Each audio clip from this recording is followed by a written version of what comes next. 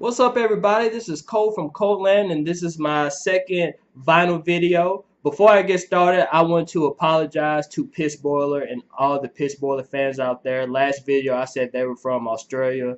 Don't know where the hell I got that from, but they're actually from Sweden, which makes them, twice as cool because I would hope anybody being into metal or doom metal specifically, the talented handful of acts that come from Sweden. So Piss Boiler fans, I'm sorry. But without further ado, let's go ahead and talk about some records. And the first one I want to talk about is Gebura with Hallelujah. Gebura is a Canadian black metal band signed to Profound Lore. I don't know that much about them. Like, I don't know where they got started or like the bands that the members were in before this particular band, or if there was any band that they were in. But dude, you talk about perfect ritual like black metal. Like this right here, I actually on Instagram I actually posted that I was listening to Achilles at the time with the Dreaming Eye. And then after that, I kind of went into this. And while Achilles does kind of have like that same allure when it comes to being ritualistic, I found that this was like a little bit better because Achilles was kind of more focused on like the fear factor and just like the whole just the whole guttural, uncomfortable feeling that you get if you're like trapped in a dungeon somewhere. With Gevura, I don't want to say it's like more believable, but I feel like it's a lot less evil and dramatic, but it's just as good.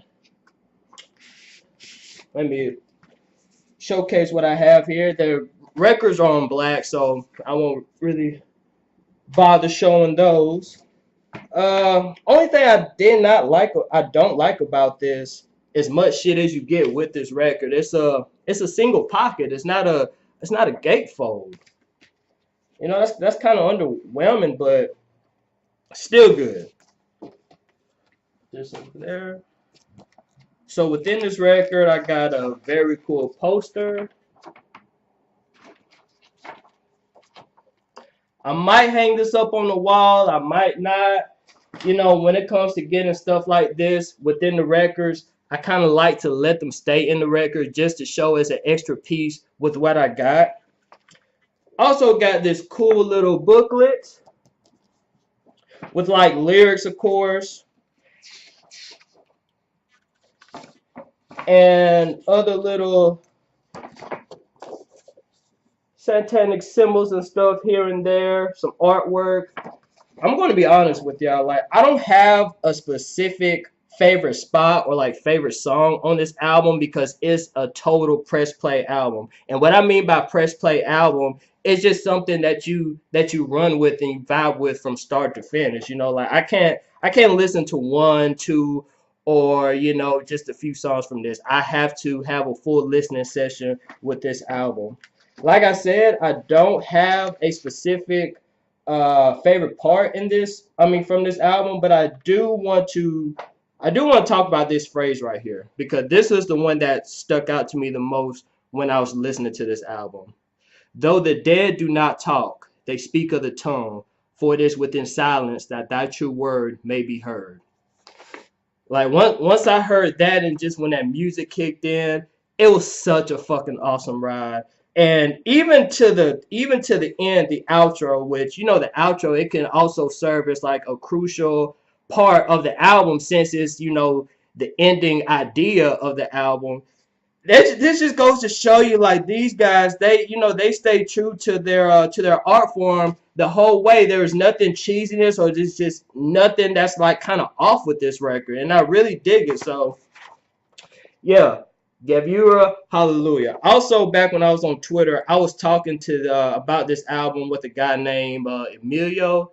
I'm sorry if I pronounced your name wrong, but since I'm not on Twitter anymore, yeah, this is for you, dude, if you're still watching my videos. So yeah. Second record I'm going to show you is a personal favorite. This is Sex by King Dude.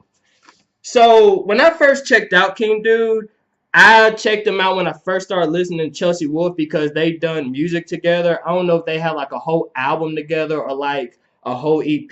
I really don't remember.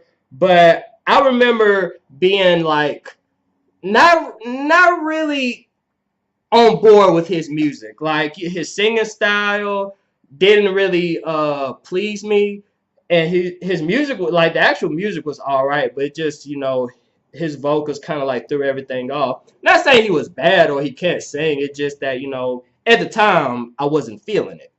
But coming to this, man, like Jesus Christ, he made me a fan with this album. Going into like Holy Christos, the first track, it's just that that really dark, seductive kind of music that like pulls you in.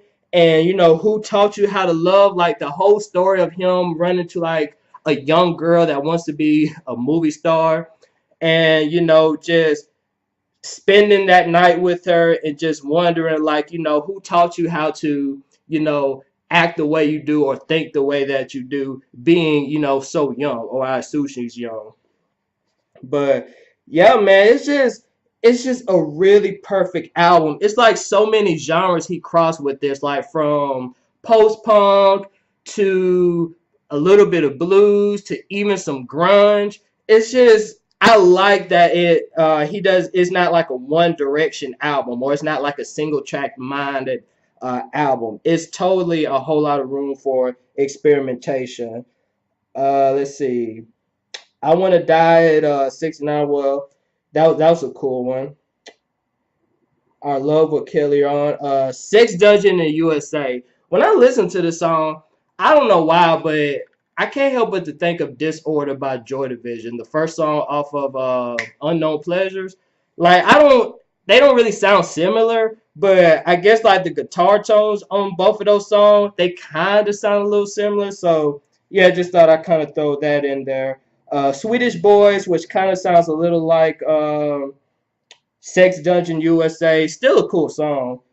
You got Prisoners, you have The Girls, and Shine Your Light, which is, a very nice piano song, man. Like it was a perfect way to end this album. Like this is just perfect from start to finish.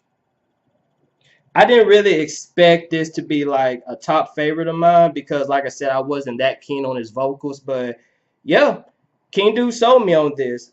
I'm really not the one to like try to sell him to somebody because I'm not familiar with any work he has before this. But when it comes to this album, I will sell this shit at a lemonade stand because it's that fucking good.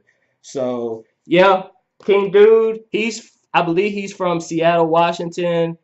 I don't know who he signed with though, or he might be independent. But yeah, definitely check this out. If you've been hearing about King Dude and you just haven't checked out the music yet, I would say check this album out first because I feel like with what he was going for, like that dark, seductive, not heavily sexual, but enough to kind of like I guess get the juices flowing. He totally nailed it with this album. So let me show you the back. Snake on the booty, and it's actually gatefold right there. This one also came with a poster that I think I ripped it accidentally, or it came to ripped. So let's unveil that bad boy. Yeah, check that shit out. Hold up.